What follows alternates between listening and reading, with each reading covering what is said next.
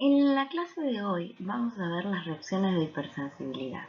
La idea es que ustedes puedan comprender cuáles son los criterios que permiten clasificar los diferentes tipos de reacciones de hipersensibilidad, las cuatro que vamos a aprender a lo largo de la clase de hoy, y cuáles son los mecanismos efectores, los mecanismos inmunológicos que van a desarrollar esas reacciones de hipersensibilidad.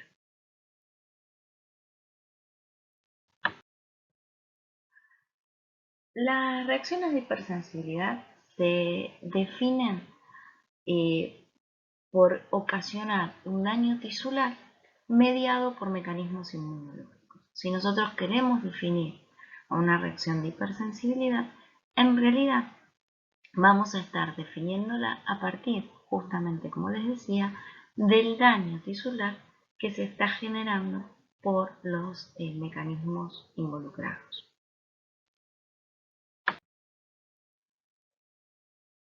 Las reacciones de hipersensibilidad pueden ser locales o sistémicas. A nivel local podemos tener conjuntivitis alérgica, rinitis alérgica. A nivel sistémico, dermatitis atópica, vasculitis, glomerulonefritis y bueno, en un mayor grado y con mayor compromiso del paciente puede ocurrir una anafilaxia. Vamos a ver a lo largo de la clase muchas de estas patologías. Según la clasificación de Hels y Coombs, que fue realizada ya hace muchos años, existen 4 tipos de reacciones de hipersensibilidad. Las 3 primeras están mediadas por anticuerpos y la cuarta es mediada por células, por linfocitos. En el caso de las reacciones de hipersensibilidad de tipo 1, el mediador principal es la inmunoglobulina E, además de los mastocitos eosinófilos y la presencia clara de un perfil TH2. El mecanismo efector principal es la activación de los mastocitos y las patologías asociadas a este tipo de reacciones de hipersensibilidad son el asma alérgico, la rinitis, la alergia alimentaria, entre otros tipos de patologías. Las reacciones de hipersensibilidad de tipo 2 y de tipo 3 están mediadas por inmunoglobulina G o inmunoglobulina M. Tienen en la gran mayoría de los casos la activación del complemento. Tienen presencia de neutrófilos y de macrófagos. Los mecanismos efectores en las reacciones de hipersensibilidad de tipo 2 va a ser la activación de neutrófilos y de macrófagos por complejos inmunes y la fagocitosis. Y en el caso de las reacciones de hipersensibilidad de tipo 3 va a ser la activación principalmente de neutrófilos y macrófagos, también por complejos inmunes. La reacción de hipersensibilidad de tipo 2, las patologías asociadas son, por ejemplo, las citopenias, que de hecho vamos a ver uno de los ejemplos, y en el caso de las reacciones de hipersensibilidad de tipo 3, van a ser la enfermedad del suero, vasculitis, entre otros. Con respecto a las reacciones de hipersensibilidad de tipo 4, como les decía, los mecanismos, digamos, efectores involucran la activación de macrófagos. Esta activación es mediada principalmente por interferón gamma y en algunos casos pueden ser principalmente la activación de células TCD8. En el primero está asociada principalmente a las lesiones granulomatosas. Muchas veces estas lesiones están asociadas a enfermedades infecciosas y autoinmunes, y en el caso de la activación de células TCD8 a la dermatitis de contacto.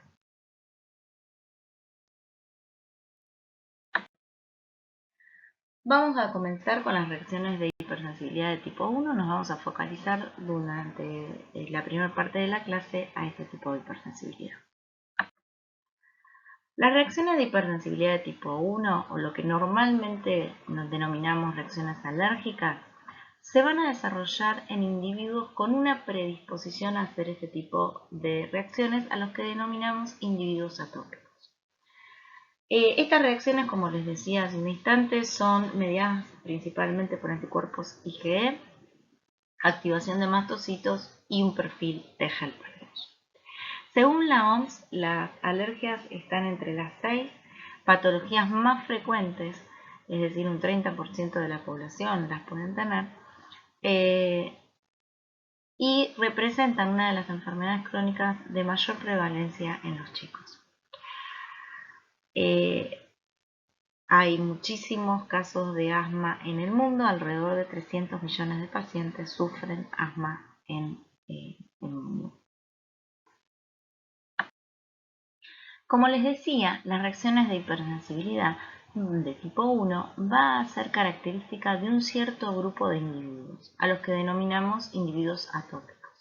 Estos individuos tienen la característica de producir anticuerpos IgE, es decir, de montar una respuesta hacia un perfil TH2 frente a sustancias que son normalmente inocuas, a las que denominamos alergenos. Y estos individuos realizan una respuesta alérgica frente a estas sustancias, a estos alergenos, a estas sustancias inocuas, induciendo un perfil de helper 2 con la activación de mastocitos, eosinofilias y altos niveles de inmunoglobulina D. Como podemos ver en la figura, dependiendo de la patología, los niveles séricos de inmunoglobulina E en pacientes alérgicos varía de una patología a otra. Podemos observar que la rinitis, por ejemplo, posee alrededor de 200-250 nanogramos mililitro, se puede censar de entre 200 y 250 nanogramos mililitro de inmunoglobulina E en el suero, mientras que el asma posee alrededor de 2500. Y la que mayor presencia de inmunoglobulina E presenta en el suero son las esemas atópicas. La concentración sérica de inmunoglobulina E puede aumentar hasta 100 veces o más el valor el valor normal de producción de inmunoglobulina E que tiene el paciente. Se sabe que hasta el 20% de los plasmocitos, por ejemplo, en el tracto aéreo de pacientes alérgicos, puede estar produciendo inmunoglobulina E cuando en un individuo sano tenemos menos del 1% que está produciendo inmunoglobulina E en el tracto aéreo. Bueno, nosotros recién decíamos que estos pacientes atópicos iban a poder producir reacciones alérgicas en respuesta a sustancias normalmente inocuas, y que estas sustancias las denominamos alergenos. ¿Qué son en realidad los alergenos? Son proteínas o glicoproteínas de bajo peso molecular con una alta solubilidad, una alta estabilidad, y muchas de ellas presentan actividad enzimática. ¿Cuáles son los alergenos más frecuentes a los que un individuo puede montar una respuesta alérgica? Polen, ácaros, hongos, diferentes tipos de fármacos, diferentes componentes alérgicos epitelio, por ejemplo, animal, típico, clásico, pelos de gato o de perro. Con respecto a los alimentos, existen ciertas sustancias ciertos alimentos, que van a ser más potentes para producir una reacción alérgica, como es el caso, por ejemplo, de la frutilla, el chocolate, el pescado, entre otros. Picaduras de insectos también son responsables de reacciones de hipersensibilidad de tipo 1 y, como les mencionaba hace un instante, ciertos medicamentos. Existe un 60% de probabilidad de desarrollar atopía para un niño si uno de sus padres es atópico, y el 80% de probabilidades si ambos padres lo son. Esto se debe, obviamente, principalmente a que existen genes asociados con el desarrollo de atopía, es decir, que es una enfermedad hereditaria, como por ejemplo, ¿qué genes estarían involucrados? Moléculas de histocompatibilidad de clase 2, la cadena beta del receptor epsilon de tipo 1, la producción de quimoquinas como RANTES, el gen obviamente asociado a la producción de quimoquina como RANTES, la cadena alfa del receptor de interleuquina 4, entre otros. Pero el factores ambientales puede condicionar a un individuo también a desarrollar reacciones de hipersensibilidad. Por ejemplo, la historia de infecciones en un individuo durante los primeros años de vida. Infecciones recurrentes de virus respiratorios. Pueden facilitar, digamos, o pueden inducir la probabilidad de que este individuo sea asmático el día de mañana. Madres fumadoras, estrés, etc. Existen dos fases en las reacciones de hipersensibilidad: la fase de sensibilización y la fase efectora. En algunos casos, la perpetuación de la fase efectora da una tercera fase que está asociada a la cronicidad de la patología.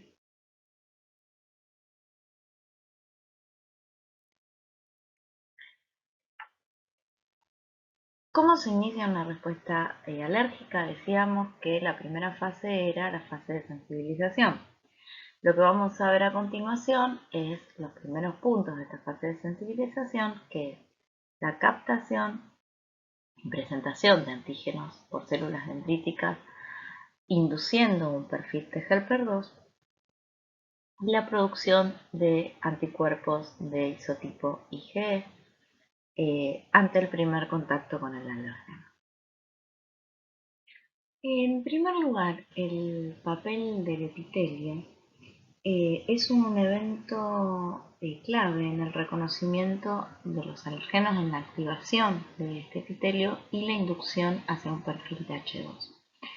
Históricamente los epitelios eran considerados como una barrera anatómica y nada más, y hoy en día sabemos, y ustedes ya lo vieron en varios de los seminarios anteriores, que juegan un rol crítico para la activación de la respuesta inmune. Los alergenos van a ser reconocidos de diferentes formas a través de receptores de reconocimiento de patrones en la superficie del epitelio, y esta activación va a inducir la producción de citoquinas como la linfopoyetina estromal tímica, la interleuquina 33 y la IL-25. Estas citoquinas liberadas por el epitelio van a condicionar la respuesta inmune. En primer lugar, el TSLP va a primar a la célula dendrítica para que migre al órgano linfático secundario, condicionando hacia un perfil TH2, primando los linfocitos T hacia un perfil TH2. Estos linfocitos polarizados, digamos, hacia un perfil TH2, van a ser los responsables de la producción de las citoquinas características de los procesos alérgicos, y además las células dendríticas van a activar y van a diferenciar a los linfocitos T también hacia un perfil T folicular helper. Estos linfocitos T helper van a colaborar con los linfocitos B y van a inducir, por el microambiente que se generó con las citoquinas características del perfil TH2, en los plasmoblastos el switch isotípico en los linfocitos B, digamos, diferenciando a los plasmoblastos a la producción de inmunoglobulina E. Esta inmunoglobulina E va a ser, como habíamos dicho al principio de la clase, una de las responsables principales del desarrollo de los procesos alérgicos, de las hipersensibilidades de tipo 1. ¿Cómo es que reconoce este epitelio a los alergenos? Como decíamos, los alergenos pueden interactuar con receptores de leptina, receptores de tipo TOL, y también, como habíamos mencionado, muchos de los alergenos tienen actividad proteolítica, es decir, que también hay receptores activados por proteasas que también van a inducir la producción de diferentes citoquinas por el epitelio. Como les mencionaba, las tres citoquinas principales van a ser TSLP, interleuquina 3 y interleuquina 25 para condicionar, digamos, la respuesta alérgica, hacia una respuesta alérgica. Estas citoquinas que se están liberando desde el epitelio van a cumplir, como habíamos mencionado recién, una función principal. Desde el lado del TSLP sobre la célula dendrítica, condicionándose un perfil TH2. Y desde las tres citoquinas, tanto TSLP como interleuquina 33 y L25, activando a los linfocitos de la inmunidad innata de tipo 2, para que produzcan citoquinas correspondientes a un perfil TH2.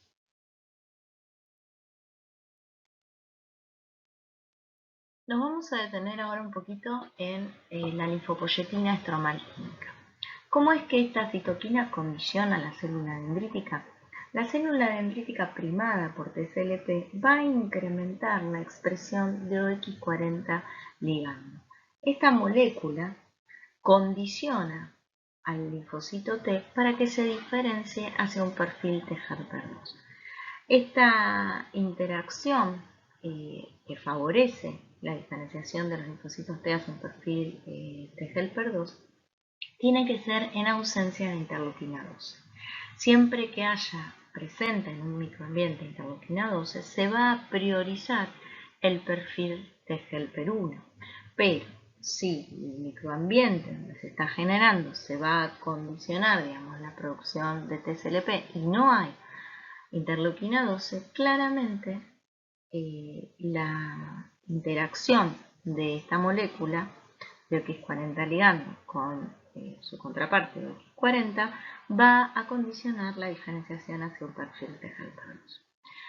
Además, estas dendríticas activadas por TSLP son muy buenas productoras de quimoquinas como interleuquina 8 y quimoquinas como MDC y TARC, CCL22 es MDC y TARC es CCL17, que son quimoquinas atractantes de los linfocitos T helper 2. Es decir, que además va a favorecer el reclutamiento nuevamente al sitio de inflamación a los linfocitos T helper 2 que fueron activados. Estos linfocitos T helper 2 van a estar arribando al foco inflamatorio y van a producir las citoquinas clásicas que ustedes vieron previamente, interleuquina 4, interleuquina 5, interleuquina 13, características de este perfil.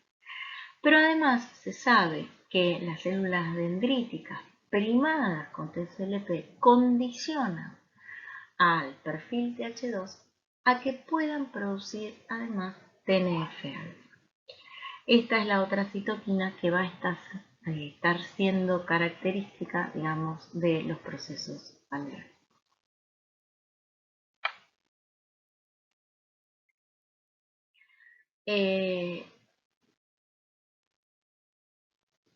Decíamos además que las tres citoquinas iban a condicionar a los linfocitos de la inmunidad innata para que produzcan citoquinas correspondientes al perfil de helper 2. Esto se vio que cuando inicialmente se producía, digamos, los modelos donde había observaciones de modelos alérgicos, donde evaluaban la producción de citoquinas, previo al desarrollo de la población TGLPR2 característica, se encontraba en el microambiente citoquinas como interleuquina 4, interleuquina 13 e interleuquina 5. La fuente que en los primeros estadios de la respuesta alérgica, activados por el epitelio que va a estar produciendo quimoquinas como TSLP, interleuquina 33 y L25, que puede ya producir citoquinas características del perfil TGLPR2, son los linfocitos de la inmunidad innata, condicionando ya de esta manera las respuestas alérgicas y la producción de estas citoquinas características de este proceso. Finalmente, dentro de la fase de sensibilización, se va a producir la unión de la inmunoglobulina E, que fue producida por los linfocitos B, que hicieron switch isotípico hacia IgE y que diferenciaron a los plasmocitos capaces de producir esta IgE, van a unirse sobre los mastocitos y los basófilos. Los mastocitos poseen en su superficie el receptor de alta afinidad de interleuquina, de inmunoglobulina E. Son las únicas células que presentan en forma constitutiva el receptor de alta afinidad para alguna de las inmunoglobulinas. Normalmente los receptores de alta afinidad se expresan post-activación. En el caso particular, como les decía, los mastocitos expresan en su superficie el receptor de alta afinidad, el receptor de tipo 1 para la inmunoglobulina E. Esto permite que las inmunoglobulinas E que se hayan producido se unan al receptor sin estar unidas al alergeno, es decir, en forma soluble. En un individuo no atópico, nosotros vamos a estar produciendo inmunoglobulina E en baja proporción y frente a diferentes componentes, entonces los receptores van a estar saturados con diferentes isotipos de inmunoglobulina E. Mientras que en los individuos atópicos la producción de inmunoglobulina E específica contra un determinado alergeno va a ser elevada y, como les decía, específica con un único tipo de especificidad para el alergeno, nos va a permitir que todos los receptores que están unidos sobre la superficie del mastocito posean inmunoglobulina E unida con una especificidad determinada. Esto permite que frente a la microagregación, una vez que se reexpone hacia el alergeno, se une sobre las inmunoglobulinas, se produzca la microagregación de los receptores y la desgranulación de los mastocitos. Hay un número extraordinariamente elevado de receptores de tipo 1 en la superficie de mastocitos, son 500.000 receptores por célula, y estos receptores se encuentran saturados por inmunoglobulina E. ¿Cuáles son las propiedades del receptor de inmunoglobulina E de tipo 1? Se encuentra siempre saturado por inmunoglobulina E. La unión de la inmunoglobulina en el receptor estimula la síntesis y la expresión de más receptores de tipo 1 sobre la superficie del mastocito y favorece da señales de sobrevida sobre el mastocito. Entonces, de esta manera se genera un feedback positivo, favoreciendo cada vez más al mastocito a que siga expresando receptores de alta afinidad.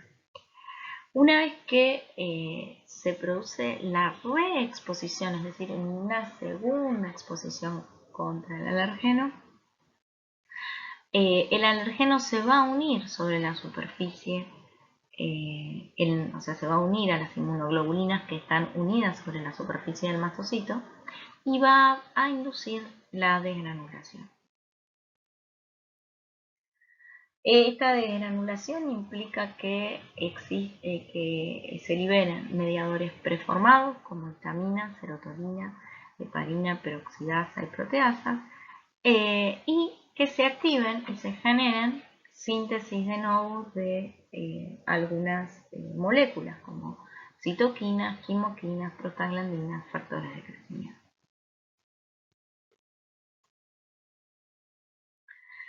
¿Qué es lo que va a hacer?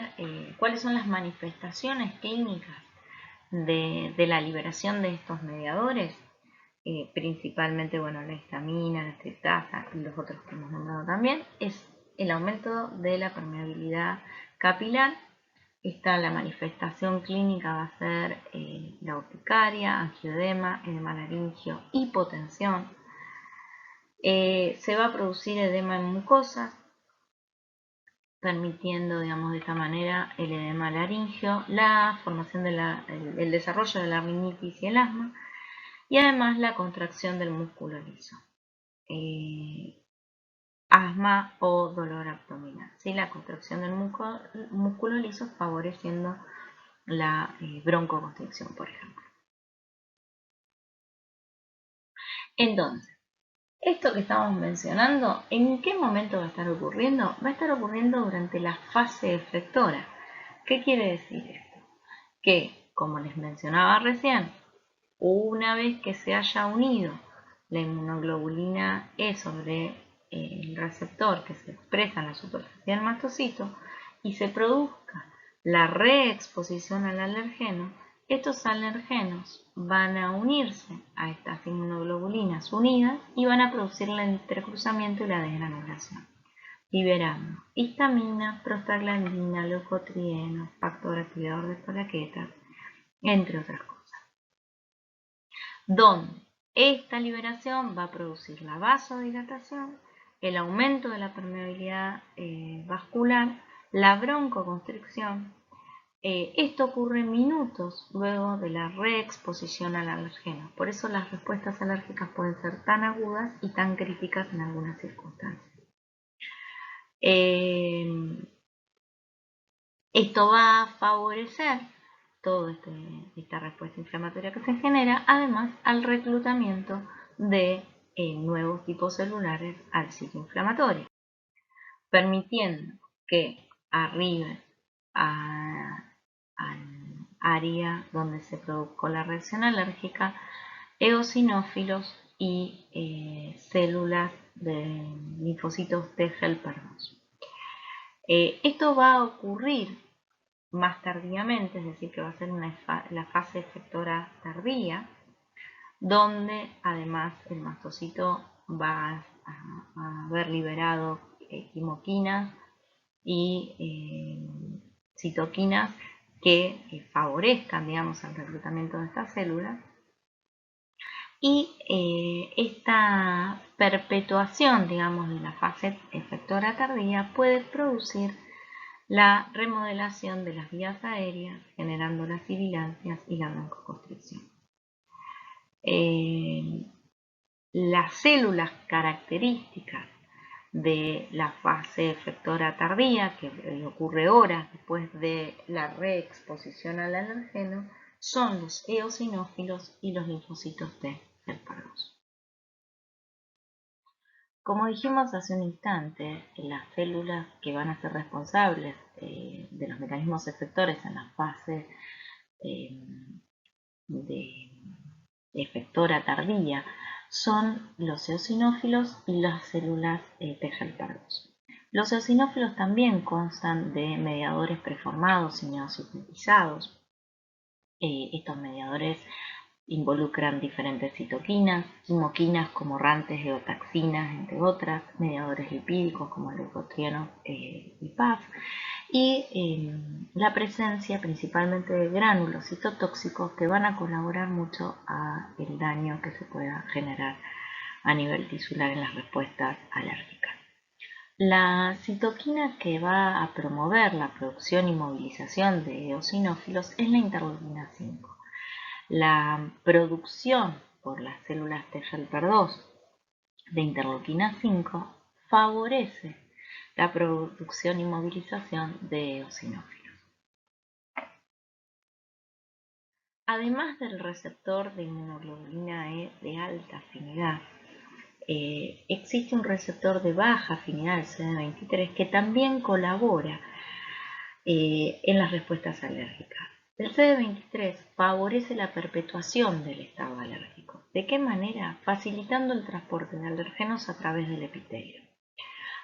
Favorece el transporte en forma de complejo inmune, alergeno inmunoglobulina E, y este transporte a través del epitelio va a permitir la degranulación del mastocito, y ahora vamos a ver cómo favorece también la producción de mayor cantidad de inmunoglobulina E.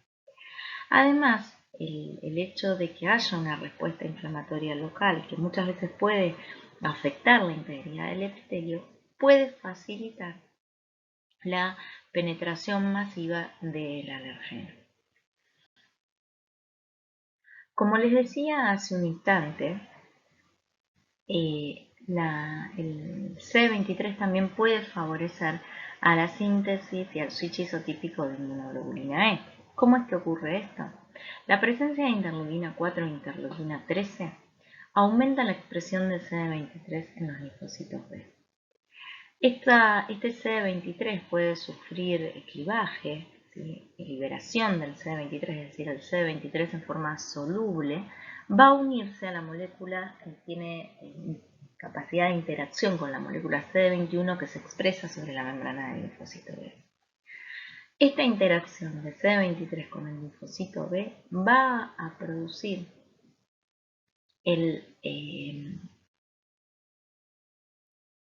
aumento de la síntesis y el switch isotípico para IgE.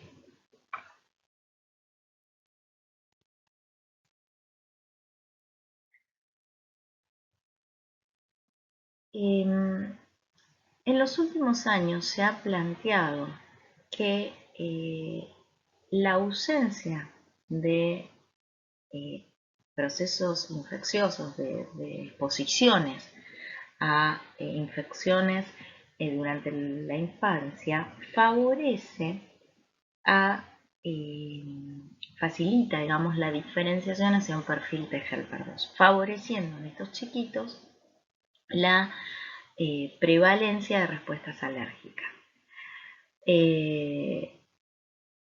Mientras que la exposición a diferentes tipos de bacterias, baja exposición a antibióticos, favorecería a la inhibición del desarrollo de respuestas alérgicas. A esta hipótesis se la denominó hipótesis de la higiene. Y consiste en realidad principalmente también en las diferencias que podrían observarse en aquellos chiquitos que están expuestos en zonas rurales frente a aquellos chicos que están expuestos en áreas más urbanas, donde los chicos de áreas más urbanas con mayor tratamientos antibióticos, menos exposiciones a infecciones bacterianas, tienen una mayor prevalencia a enfermedades alérgicas. Las reacciones de hipersensibilidad de tipo 1 pueden desarrollar dos tipos de patologías principalmente, digamos, diferentes. O bien patologías en forma aguda o bien patologías en forma crónica. En el caso de las agudas tenemos el ejemplo de las patologías como la rinitis, la conjuntivitis, las alergias alimentarias, a fármacos y el shock anafiláctico, donde vamos a tener una fase, como describimos hace un instante, temprana, minutos luego de la reexposición, donde vamos a tener la activación de células T helper 2, mastocitos, la producción de IgE, y una fase tardía que va a ser horas luego de la reexposición, donde el predominio van a ser de eosinófilos y células T helper 2, además de las que habíamos mencionado como mastocitos e inmunoglobulina E. La perpetuación de esta fase tardía favorece el desarrollo de las patologías crónicas, como es el asma y la dermatitis atópica, donde se va a producir ya una alteración en el epitelio, vamos a tener una hiperplasia del epitelio y en la capa muscular. Se favorece, se exacerba el incremento de secreciones mucosas y el depósito de proteínas en la matriz extracelular.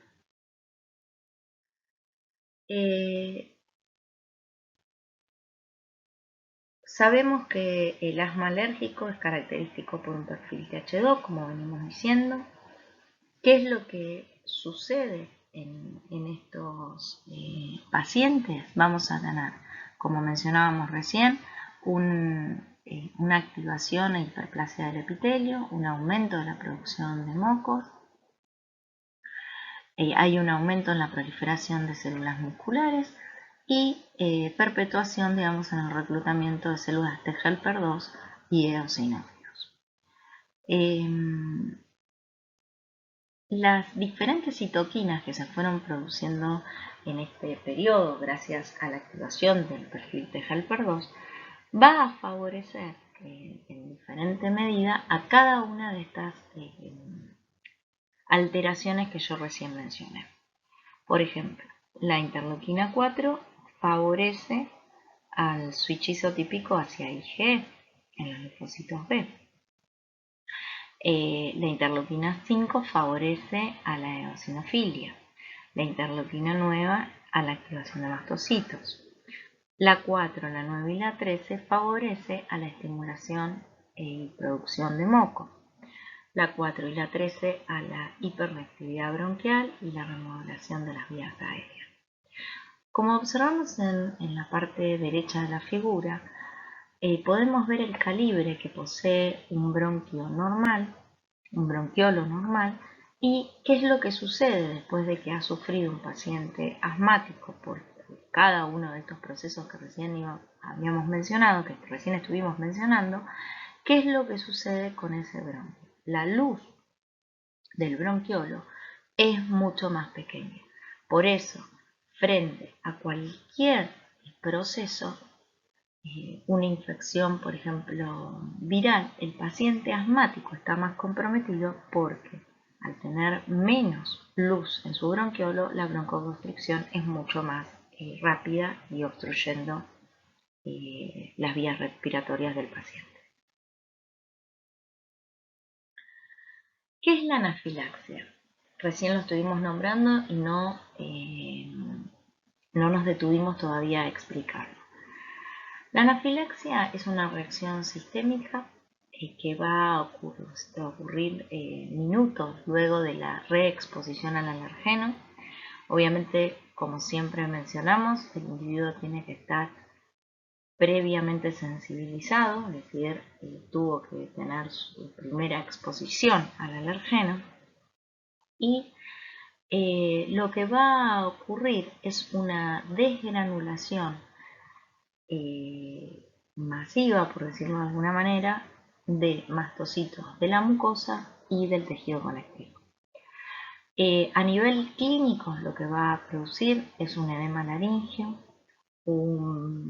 puede generar un broncoespasmo severo, va a dar hipotensión, puede generar urticaria, vasodilatación sistémica, contracción muscular uterina y gastrointestinal. Si no se toman las medidas adecuadas, el shock anafiláctico puede conducir a la muerte del paciente y es ahí donde, para evitar obviamente esto, es donde al paciente se lo trata en forma inmediata con epinefrina. Como les decía, el principal tratamiento del shock anafiláctico es la epinefrina. Luego se sigue al paciente con antihistamínicos y corticoides.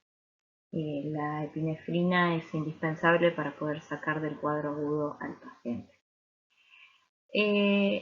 Debido a esto que hablábamos de la desgranulación masiva de mastocitos, tanto del tejido conectivo como de la mucosa, se produce un periodo en el que no se podrían visualizar respuestas frente al alergeno. Este periodo que necesita, digamos, restablecerse el mastocito para volver a formar los gránulos, se le denomina periodo o concepto de taquifilaxia, que dura alrededor de 72 a 96 horas. Es decir, que si yo quisiera realizar una prueba cutánea para visualizar a qué es alérgico el paciente y lo realizo inmediatamente después de que tuvo un shock anafiláctico, no podría visualizar nada. Necesito esperar este periodo de tiempo para poder ver cómo responde ese paciente a las pruebas cutáneas, que ahora vamos a explicar qué son, y en realidad es porque necesita restablecer los gránulos y así obviamente poder responder.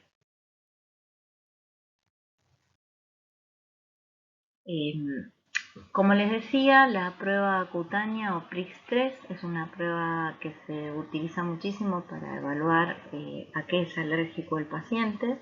Es una prueba que es de muy bajo costo y permite evaluar la reactividad de la inmunoglobulina E unida a los mastocitos hacia diferentes alérgenos. Se coloca una gota de un alergeno, se hace en paralelo obviamente con varios alergenos diferentes en diferentes posiciones del antebrazo del paciente. Normalmente se usan los dos antebrazos para evaluar la mayor cantidad de alérgenos posibles. Se utiliza obviamente un control positivo y se coloca, como les decía, una gota en un determinado sitio del antebrazo y se genera una pequeña lesión. Se raspa, digamos, ese lugar, o se hace una pequeña pinchadura para que esa gota pueda penetrar fácilmente. Si tenemos un mastocito que tiene en su superficie inmunoglobulina E unida al receptor de tipo 1 y el alergeno que le estamos colocando es específico para esa inmunoglobulina es específica para el alergeno que estamos colocando, se va a producir una respuesta inflamatoria local. Se mide esa respuesta inflamatoria que se genera y esto permite evaluar a cuántos alergenos puede llegar a ser alérgico ese paciente. ¿De qué manera se pueden prevenir o evitar las enfermedades alérgicas? Bueno, en primer lugar, evitar el contacto con el alergeno. Eso es lo clave. Muchas veces esto no se puede realizar directamente porque o bien los pacientes son alérgicos a diferentes componentes o bien de entrada muchas veces no se sabe específicamente a qué es alérgico, pero si uno sabe y determina cuál es el alergeno que le está provocando la reacción alérgica, lo principal es evitar el contacto con ese alergeno. Los tratamientos a seguir son antihistamínicos, corticoides locales o sistémicos, dependiendo de cuán grave sea la respuesta.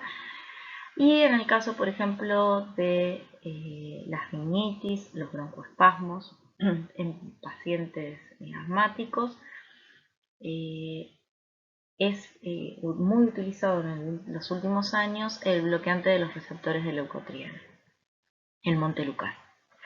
Por otra parte, algo que se utiliza como para desensibilizar a la respuesta, digamos, inducir en vez de una respuesta hacia un perfil IgE, generar una respuesta IgG. Se utiliza mucho la inmunoterapia con administración subcutánea o sublingual, principalmente en el último tiempo, de alergenos. como les decía, permitiendo la desensibilización de los mastocitos y facilitando el switch de IgE a IgG. Y en los últimos años el tratamiento con anticuerpos anti-IgE. Los tratamientos con anticuerpos IgG humanizados, anti-IgE, en asma severo han tenido realmente un resultado extraordinario. El nombre comercial de este anticuerpo es omalizumab. Los pacientes tratados con omalizumab, como ustedes pueden ver en la figura, frente a los no tratados están en negro y los no tratados en gris, llevan, digamos, muchísimas menos entradas a la emergencia, a las guardias por el estado, digamos, por estar presentando un estado crítico de asma. Se produce una reducción dramática de inmunoglobulina E circulante, concentración de inmunoglobulina E circulante. Entonces disminuye también la presencia de mastocitos en los diferentes tejidos. Y por ende también disminuye la expresión de los receptores de tipo 1 sobre los mastocitos. Realmente este tratamiento ha favorecido muchísimo la calidad de vida de los pacientes asmáticos. Bueno, pasamos ahora a las reacciones de hipersensibilidad de tipo 2. Estas, como dijimos al principio de la clase, están mediadas por anticuerpos IgM o IgG, y la característica de esta hipersensibilidad frente a la de tipo 3 es que va a reconocer antígenos particulados. Normalmente estos anticuerpos se unen a antígenos asociados bien a la superficie celular o bien a la matriz extracelular. ¿Qué tipo de manifestación clínica tienen esta hipersensibilidad y cuáles son los mecanismos efectores que involucran estas patologías asociadas a hipersensibilidad de tipo 2? Hay tres grupos de manifestaciones clínicas diferentes. Por un lado tenemos la citopenia, como por ejemplo la eritroblastosis fetal, anemias hemolíticas, etc. En este caso, el mecanismo efector es la opsonización y fagocitosis de la célula por macrófagos del vaso y del hígado. Por otro lado, tenemos los cuadros clínicos donde hay glomerulonefritis, vasculitis o puede ser fiebre reumática. En este caso se está produciendo la activación del complemento y con la consecuente activación y respuesta inflamatoria. Y finalmente hay un grupo de enfermedades como la miastenia gravis, la enfermedad de Graves, que involucran el funcionamiento de los receptores específicos para determinadas hormonas o neurotransmisores. Involucra el bloqueo de estos receptores, en realidad. Es decir, que vamos a tener anticuerpos que pueden o activar o inhibir la función celular que estos receptores están mediando.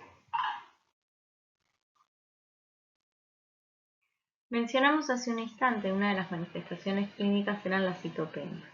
A modo de ejemplo vamos a elegir la eritroblastosis fetal para poder entender el mecanismo que se genera para inducir una respuesta de hipersensibilidad de tipo 2 a través de la opsonización y la fagocitosis por macrófagos de glóbulos rojos. Ustedes saben que la eritroblastosis fetal es una enfermedad grave que puede llevar a la muerte del feto, y en términos generales, y el ejemplo que vamos a dar hoy también, es por incompatibilidad del factor RH.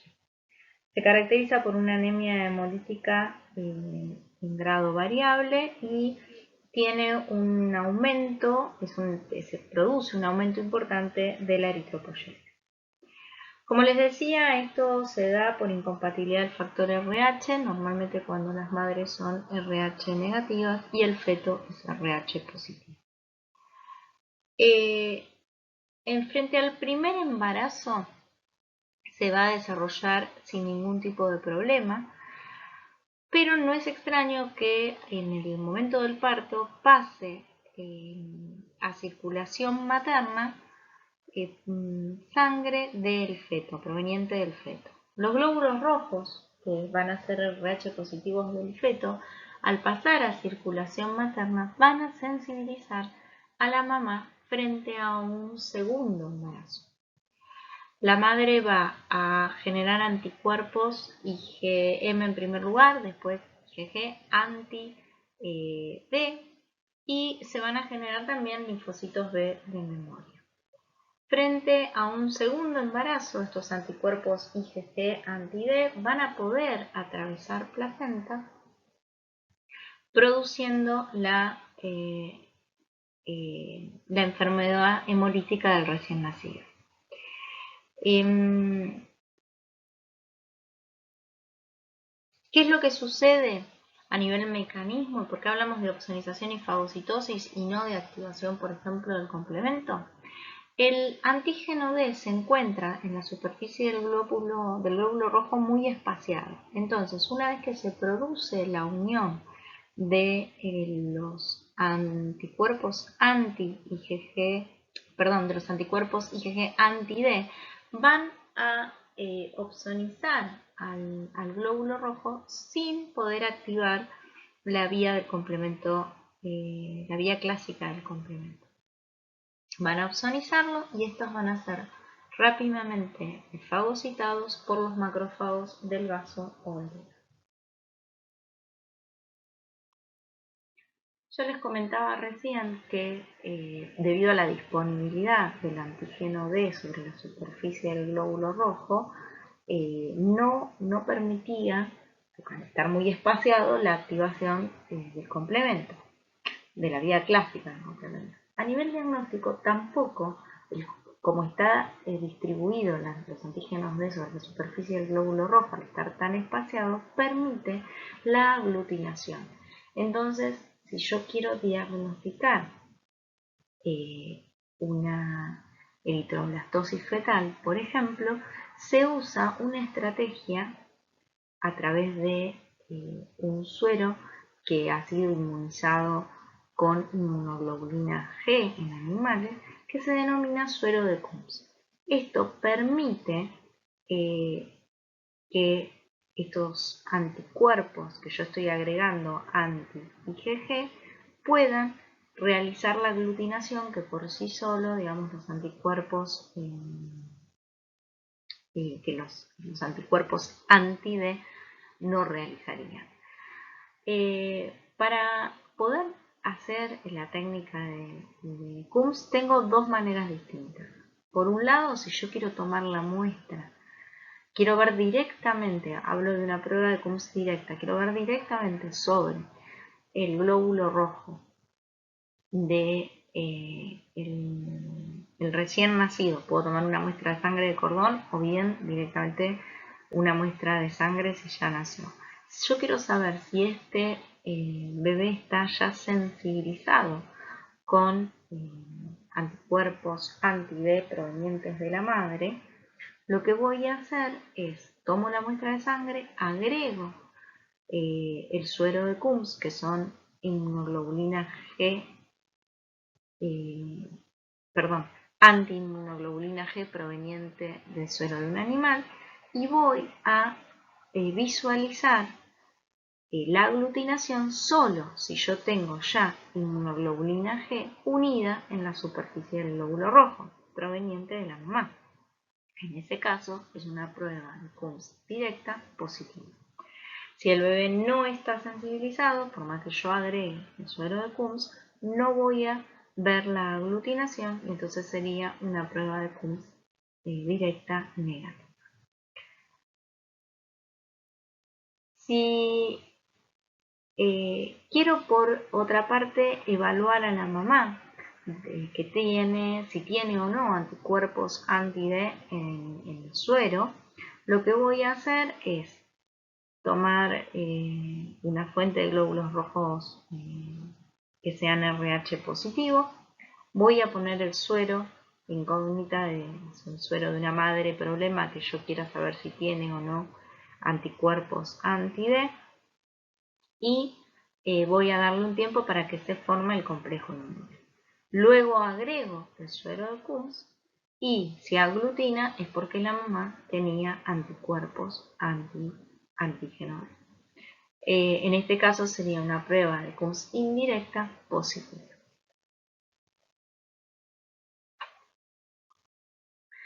Bueno, esta es una diapositiva para que ustedes puedan visualizar activación del complemento y la inducción de una respuesta inflamatoria, y como es algo que ya recontra vieron en la cursada, analicen ustedes la diapositiva. Algunas de las patologías asociadas a hipersensibilidad tipo 2 que involucran activación de complemento y una respuesta inflamatoria local son, por ejemplo, la vasculitis, que reaccionan los anticuerpos contra proteínas presentes en los gránulos de los neutrófilos o en la superficie del endotelio. El síndrome de Gauss-Pasteur, que son proteínas presentes en la membrana basal, se generan anticuerpos contra las proteínas de la membrana basal del glomérulo renal. En el caso particular de la fiebre reumática, ustedes ya lo vieron en el seminario 6, ¿se acuerdan que hacemos anticuerpos dirigidos contra el estreptococo beta-hemolítico del grupo A y que tiene una reacción a través del fenómeno que conocemos como mimetismo molecular contra proteínas del miocardio, generando también una respuesta inflamatoria, activación de complementos, etc. Con respecto al último tipo de mecanismo que habíamos visto de las reacciones de hipersensibilidad, ¿se acuerdan que habíamos dicho que podía inducir o bien activación o bien inhibición de funciones celulares por interacción de los anticuerpos con receptores de la célula? La reacción puede o bien inducir un bloqueo, como es en el caso de la miastenia gravis.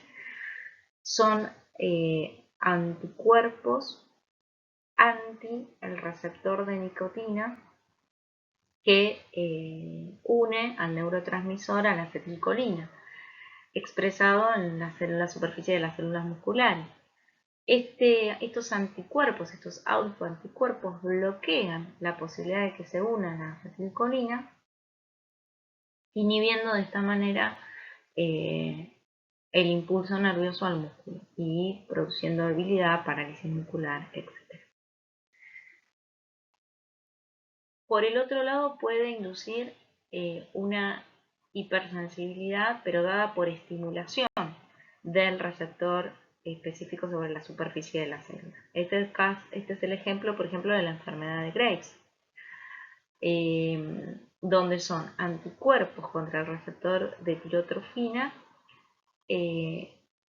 imitando en realidad su función. Entonces se produce una sobreestimulación de la glándula tiroides.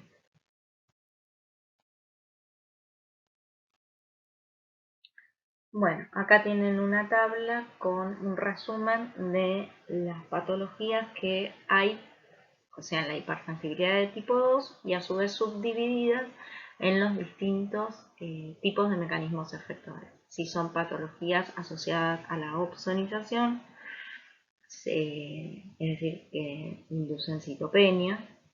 Si son patologías activadas a la activación del complemento, generando una respuesta inflamatoria, o si son patologías asociadas a el bloqueo o la estimulación por anticuerpos de receptores específicos sobre la superficie celular. Bueno, ahora continuamos con las reacciones de hipersensibilidad de tipo 3. Van a tener ciertas características similares a las reacciones de hipersensibilidad de tipo 2. Son mediadas normalmente por anticuerpos de isotipo IgG o IgM, como mencionábamos también en las reacciones de hipersensibilidad de tipo 2, pero la gran diferencia es que estas unen antígenos solubles. Si ustedes tienen que diferenciar las reacciones de hipersensibilidad de tipo 2 con respecto a las de tipo 3, la principal diferencia es que las reacciones de hipersensibilidad de tipo 2 median la unión de anticuerpos a antígenos particulados y las de tipo 3 son la unión de anticuerpos a antígenos solubles, anticuerpos de isotipo IgG o IgM. Estas reacciones de hipersensibilidad de tipo 3 entonces van a ser características de poder formar complejos inmunes, se caracterizan por la formación de complejos inmunes. Y van a estar, obviamente, las reacciones de hipersensibilidad dependiendo de cuánta producción de complejos inmunes tenemos o si hay mucha producción por un lado o si hay un defecto en la depuración de esos complejos inmunes por el otro.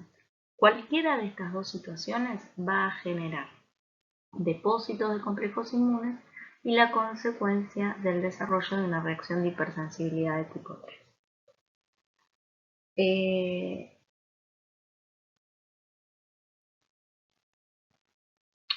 Obviamente la falta de depuración o la producción excesiva de los complejos inmunes, como les decía, va a generar depósitos de estos complejos con una consecuente respuesta inflamatoria que va a poder activar complemento,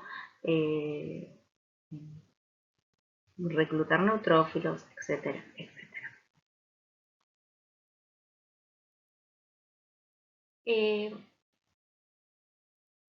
Obviamente, como les decía, el daño tisular que se va a generar va a ser por la respuesta inflamatoria que se genere por el depósito de los complejos inmunes y vamos a tener que, o sea, hay ciertas características de esos complejos inmunes que van a facilitar el daño tisular generado, el tamaño que tienen esos complejos, la carga y el isotipo de inmunoglobulina, que en términos generales la gran mayoría de las veces es IgG y es de mayor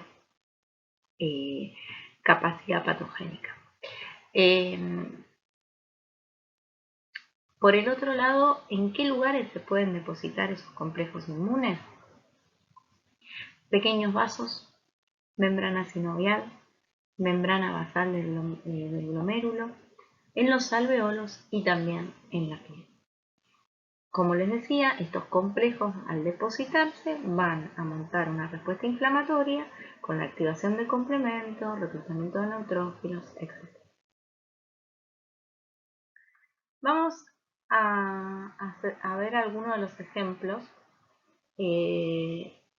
Como tenemos en esta tabla, uno de los ejemplos característicos de las reacciones de hipersensibilidad de tipo 3 es la vasculitis, ¿sí?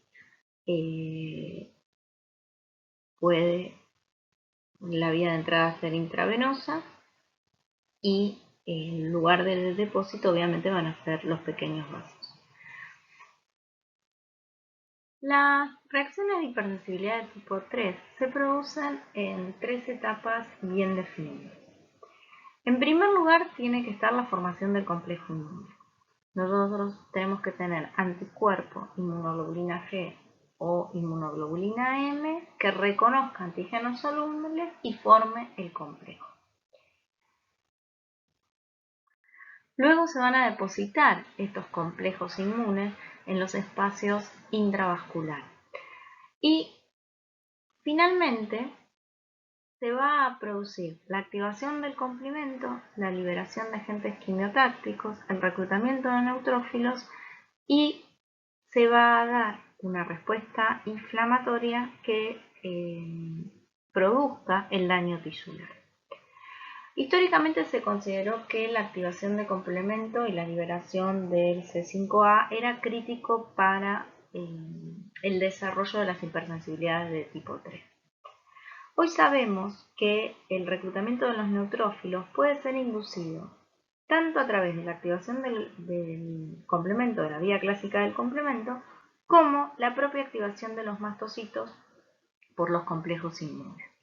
Es decir, esto se vio en modelos murinos donde en ausencia de activación del complemento, en ausencia de C5A, principalmente, la respuesta inflamatoria se daba igual. Por otro lado, dentro de las reacciones de hipersensibilidad de tipo 3, tenemos la reacción de ARSUD, que va a ser la ruta de entrada va a ser subcutánea, y el lugar donde se depositan los complejos inmunes va a ser perivascular. Y la otra que vamos a mencionar es la enfermedad del suero, que es la vía de entrada parental y el lugar de depósito de los complejos inmunes son los vasos sanguíneos. La reacción de ARSUD va a ser una reacción local a nivel perivascular que se va a dar cuando inoculemos cantidades de antígenos a nivel subcutáneo. Esto se da muchas veces en individuos que reciben un refuerzo de vacunas que contienen toxoide tetánico o difterico. Lo que va a suceder es que una vez que inoculemos el antígeno, estos individuos que están previamente inmunizados van a formar complejos inmunes, se van a depositar en los pequeños vasos, induciendo la activación de los mastocitos a través del receptor para la función FC de la inmunoglobulina G de tipo 3, induciendo la desgranulación y generando una inflamación local, un aumento de la permeabilidad, al reclutamiento de neutrófilos, etc. Por otra parte, mencionábamos la enfermedad del suero. Esta es causada por la administración de altas concentraciones de antígeno que se encuentra asociada normalmente a la utilización, por ejemplo, de fármacos en forma endovenosa como la penicilina, las sulfonamidas. Bien, también puede dar una reacción de hipersensibilidad de tipo 3 el tratamiento con antisueros, con antitoxina tetánica equina, por ejemplo, suero antiofídico. Y en los últimos años, con los tratamientos de los anticuerpos monoclonales quiméricos, también se ha visto reacciones de hipersensibilidad de tipo 3. Por ejemplo, con el rituximab, que es un anti-CD20.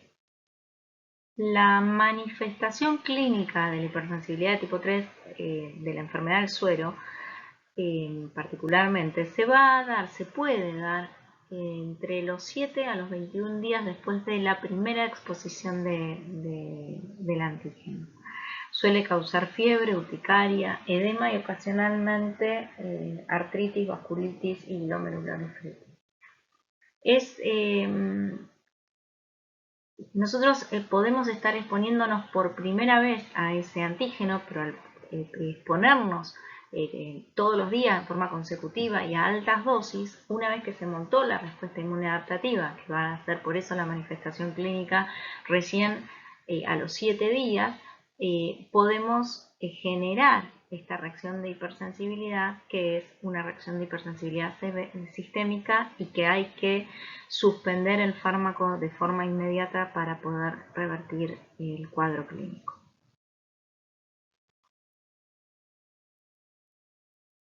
Finalmente, la última hipersensibilidad que vamos a ver es la hipersensibilidad de tipo 4. Esta está mediada, a diferencia de las anteriores, por células T helper 1 o bien células TCD8 y se desarrollan, a diferencia también de las anteriores, entre las 48 y las 72 horas principalmente, entre 12 hasta los 5 días, posterior a la reexposición del alergeno. Tenemos dos grandes grupos en los que podemos subdividir a las reacciones de hipersensibilidad de tipo 4. las que están mediadas por células T helper 1 y macrófagos, y que involucra una respuesta inflamatoria respuesta a una patología infecciosa en términos generales, puede ser autoinmune también.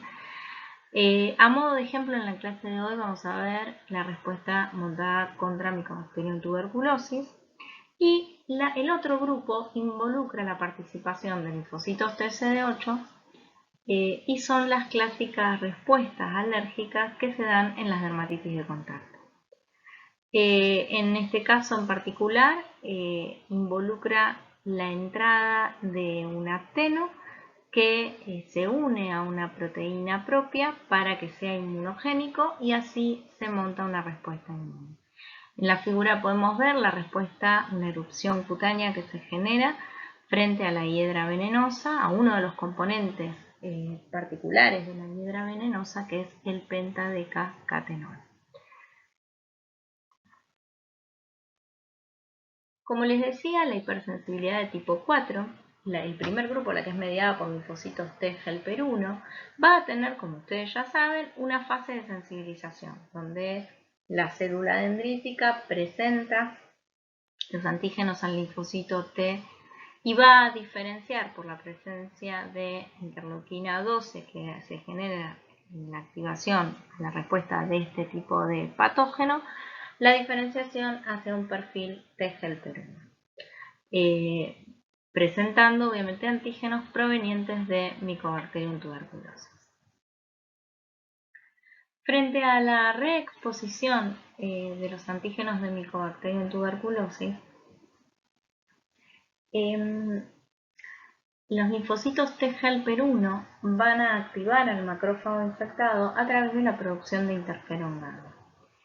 En la mayoría de los pacientes se desarrolla una estructura organizada denominada granuloma, que se encuentra formada en un área central por macrófagos. Estos macrófagos muchas veces comienzan a fusionarse formando células gigantes multinucleadas. Son macrófagos que están infectados y está rodeado esta célula por linfocitos, la gran mayoría de linfocitos T helper 1, pero también linfocitos TCD8. Esto permite contener la infección a menos de que el paciente sufra una inmunosupresión, donde se va a producir una reactivación de la misma. A modo diagnóstico se utiliza la prueba de tuberculina como un modelo de hipersensibilidad retardada que permite determinar si un individuo ha estado en contacto con Mycobacterium tuberculosis. La tuberculina son antígenos proteicos purificados de Mycobacterium tuberculosis y se inyecta a nivel intradérmica una pequeña dosis de tuberculina que después de 48-72 horas se va, si el paciente estuvo expuesto previamente a Mycobacterium tuberculosis, va a manifestar una respuesta inflamatoria local mediada por linfocitos T helper 1 y la activación de macrófagos. Como decíamos, luego de 48-72 horas se puede visualizar el efecto que genera la inoculación si el paciente fue previamente expuesto a antígenos de Mycobacterium tuberculosis. Se debe observar una induración y se debe medir el diámetro de esta induración, no del eritema. También vamos a observar el eritema, pero no se debe medir el eritema. Y si tomamos la medida de la induración, se considera una prueba de tuberculina positiva cuando es mayor a 10 milímetros. El otro grupo que habíamos visto de las reacciones de hipersensibilidad de tipo 4 involucraba la activación de linfocitos TCD8 y habíamos dicho que era característico de las dermatitis de contacto. En este caso mencionamos también que se involucraba, digamos, la activación de la respuesta inmune frente a un acteno. Este acteno tiene que formar una unión con alguna proteína propia para que sea inmunogénico, formando un complejo apteno-carrier como ustedes ya vieron previamente. Normalmente estos aptenos tienen residuos lipofílicos que le permiten atravesar el estrato córneo de la piel y además electrofílicos que le permiten la interacción a través de enlaces covalentes con residuos nucleofílicos presentes en las proteínas cutáneas. Esto le permite, como les decía, el ingreso, la interacción con el carrier y la facilitación de que una célula de Langerhans pueda ser activada por este complejo, migrando al órgano linfático secundario, activando un linfocito CD8 específico contra ese antígeno que se acaba de formar. Frente a la reexposición de este apteno-carrier, se produce la respuesta citotóxica sobre la célula blanco y nosotros observamos esta respuesta luego de 48-72 horas de la reexposición al antígeno. Como les decía, este proceso es característico de las dermatitis de contacto y muchas veces estas sustancias que actúan, digamos, como para activar este tipo de respuesta son metales liberados por joyas, como por ejemplo el níquel y el cromato. En este tipo de reacciones de hipersensibilidad de tipo 4, la respuesta citotóxica que se genera por los linfocitos TCD8 implica que el paciente tenga a nivel local la formación de eritema, va a haber obviamente un infiltrado celular de linfocitos TCD8, formación de vesículas y abscesos intraepidérmicos. Como les decía, algunos metales pueden actuar como apteno produciendo hipersensibilidad de tipo 4, específicamente las dermatitis de contacto, la hiedra venenosa, algunos antibióticos, el látex.